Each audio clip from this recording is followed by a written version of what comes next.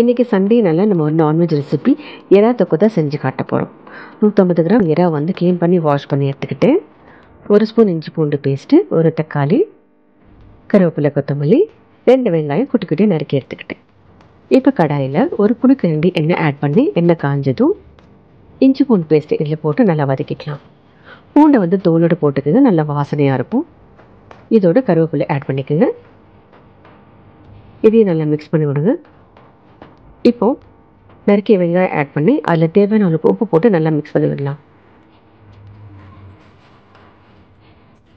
ஒரு 2 நிமிஷம் வதங்கின பிறகு க்ளீன் பண்ணி வச்சுக்க எறாவை இதில் ஆட் பண்ணிக்கோங்க. மூடி போட்டு 5 நிமிஷம் நல்லா வேக விடுங்க. இப்போ நல்லா மிக்ஸ் பண்ணி விடுங்க. இதோட நறுக்கி வச்ச தக்காளி ஆட் பண்ணி ஒரு 5 நிமிஷம் திரும்ப வந்து வேக விடலாம். தேவையான அளவு காரம், நான் ஒரு 1.5 ஸ்பூன் குழம்பு மிளகாத்தூள் ஆட் பண்ணியிருக்கிறேன். அதையும் போட்டு நல்லா மிக்ஸ் பண்ணி விடுங்க. ஒரு 5 நிமிஷம் மூடி போட்டு நல்லா சிம்மில் வேக விடுங்க. இப்போ பாருங்கள், தொக்கு நல்லா ரெடி ஆகிடுச்சு.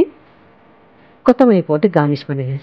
இந்த ரெசிபி சாம்பார், சாதம், ரசத்துக்கு வெறுமே சாப்பிட கூட நல்லா டேஸ்ட்டாக இருக்கும். ட்ரை பண்ணி பாருங்கள். தேங்க்யூ. Happy cooking.